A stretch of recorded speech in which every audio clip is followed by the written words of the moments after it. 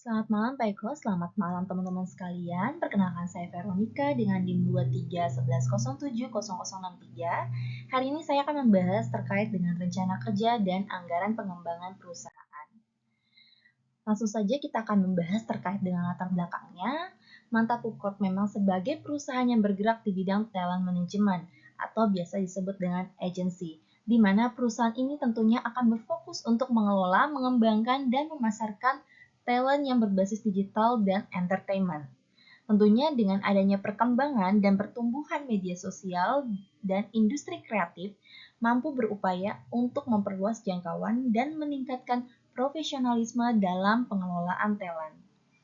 Perusahaan yang bergerak di bidang talent management tentunya perlu pengembangan dalam mencapai keunggulan, yaitu dengan melaksanakan komunikasi digital serta menjalin kerjasama secara profesional dengan talent yang dimana bertujuan untuk mendorong bisnis agar bergerak lebih cepat. Ada tujuan dan manfaat penyusunan rencana. Tujuan penyusunan rencana kerja ini tentunya meningkatkan jumlah dan kualitas talent yang dikelola, memperluas kolaborasi dengan brand nasional dan internasional, mengembangkan layanan digital untuk mendukung pertumbuhan talent manajemen. Manfaat penyusunan rencana kerja ini memastikan perusahaan memiliki strategi yang kuat untuk endorsement dan kolaborasi dengan berbagai brand. Selanjutnya, meningkatkan layanan terbaru untuk diverifikasi sebagai pendapatan. Mempersiapkan strategi mitigasi risiko seperti perubahan tren digital atau persaingan yang cukup ketat.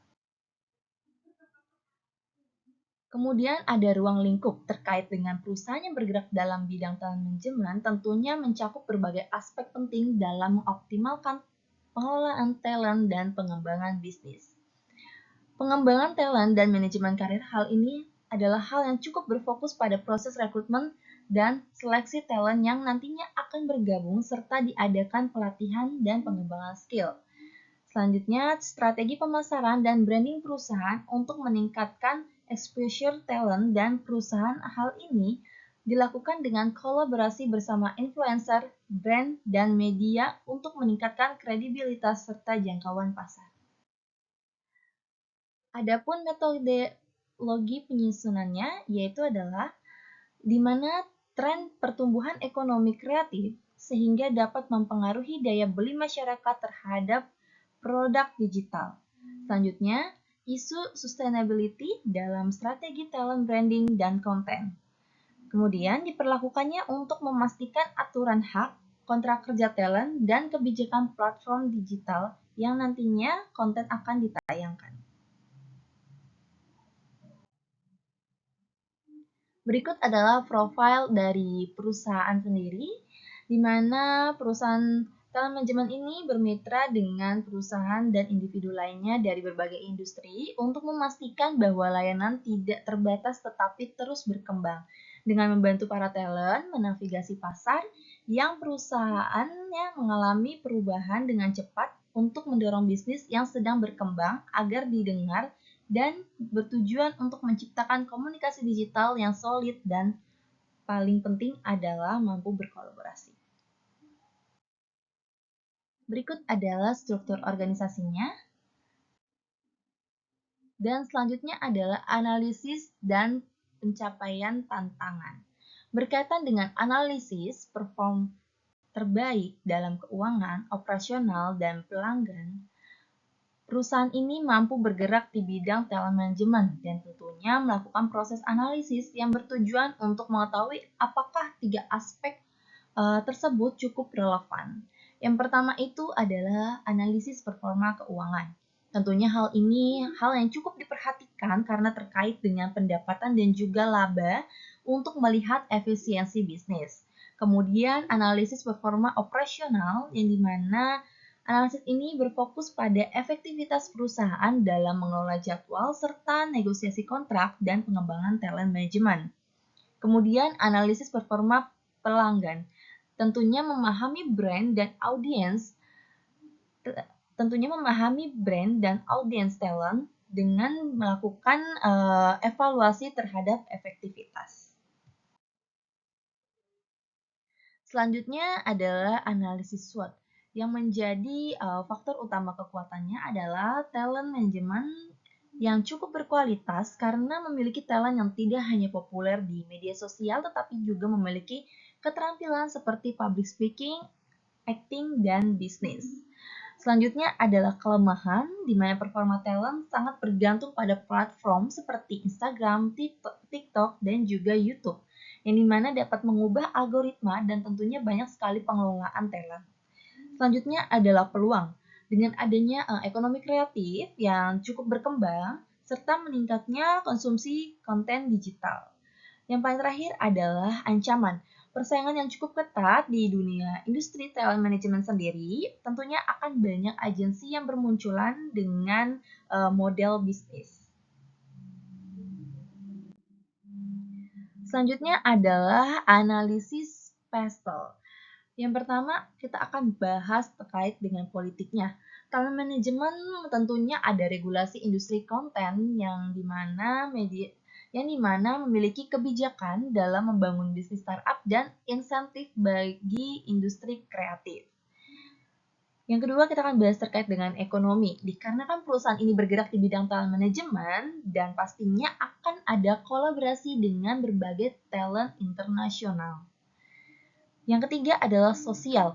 Umumnya seperti yang kita ketahui bahwa perubahan tren konsumsi konten digital akan mempengaruhi berbagai pemasaran. Yang keempat adalah teknologi. Mengenai perkembangan dunia teknologi yang saat ini sangat maju, tentunya akan melakukan bisnis konten digital yang bertujuan meningkatkan produksi. Selanjutnya adalah yang kelima, lingkungan. Tuntutan kepada keberlanjutan dapat mempengaruhi strategi pemasaran dan branding pada perusahaan talent management dikarenakan penggunaan teknologi. Kemudian kita akan membahas terkait identifikasi area strategis yang memang cukup perlu dikembangkan sebagai perusahaan talent management. Tentunya ada visi misi yang perlu dikembangkan guna mencapai tujuan perusahaan yang lebih baik dan meliputi berbagai aspek beberapa di antaranya. Yang pertama itu adalah pelatihan dan pengembangan sumber daya manusia. Biasanya ini berkaitan dengan calon dan talent yang sudah menjadi bagian dari perusahaan. Kemudian memberikan kualitas terbaik dalam mengembangkan sebuah produk melalui endorsement yang cukup diterima oleh talent. Selanjutnya adalah pengembangan platform digital seperti yang biasa kita ketahui yaitu adalah Instagram, TikTok, dan juga YouTube. Kemudian ada namanya peluang risiko dalam pengembangan.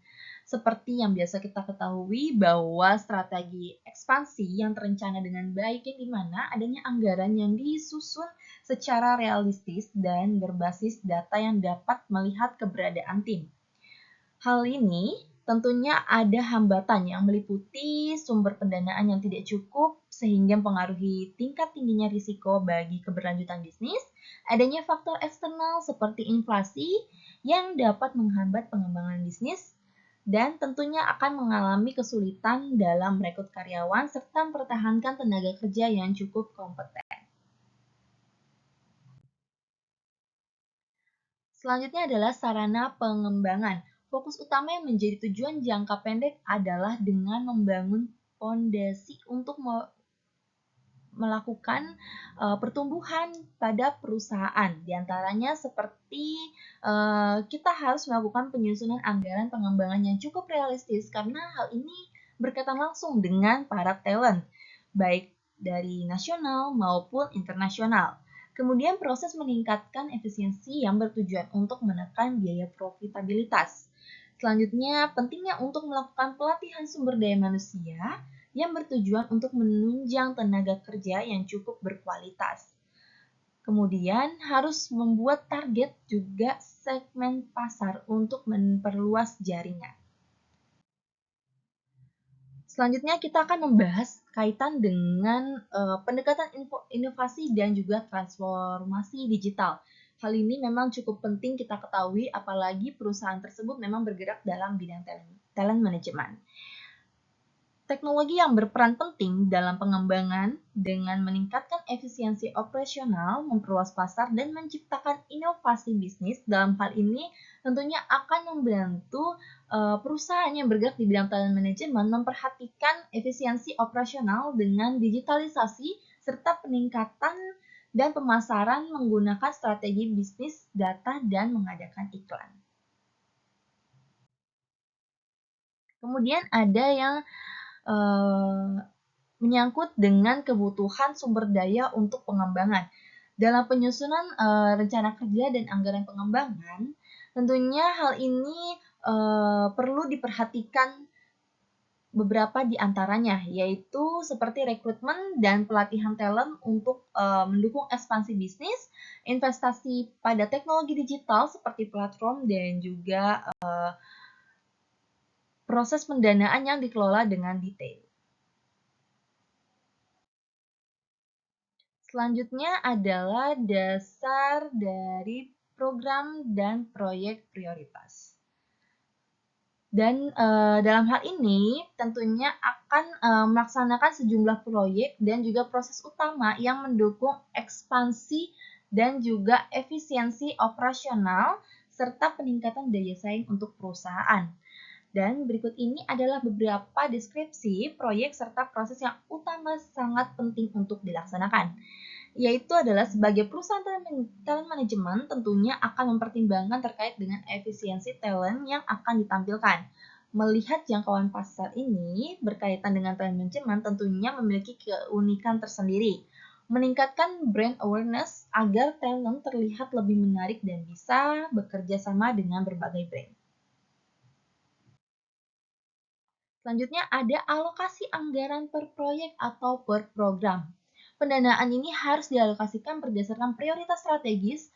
Untuk itu, pendanaan terbesar dialokasikan untuk digitalisasi karena peran teknologi memang cukup penting ya di dalam pertumbuhan perusahaan talent tersebut. Selain itu, pendanaan eksternal juga lebih banyak dialokasikan untuk investasi jangka panjang. Kemudian ada strategi mitigasi risiko, di mana perusahaan ini memang perlu strategi yang cukup efektif dalam mencegah dan menangani risiko. Di antaranya adalah pencegahan lebih baik daripada penanganan, sehingga pentingnya untuk memiliki sistem pemantauan risiko yang cukup ketat. Kemudian diverifikasi adalah kunci mitigasi risiko baik dalam produk maupun vendor dan pendanaan lainnya, serta fleksibilitas dan juga respon yang cukup cepat terhadap perubahan eksternal akan membantu perusahaan tetap kompetitif.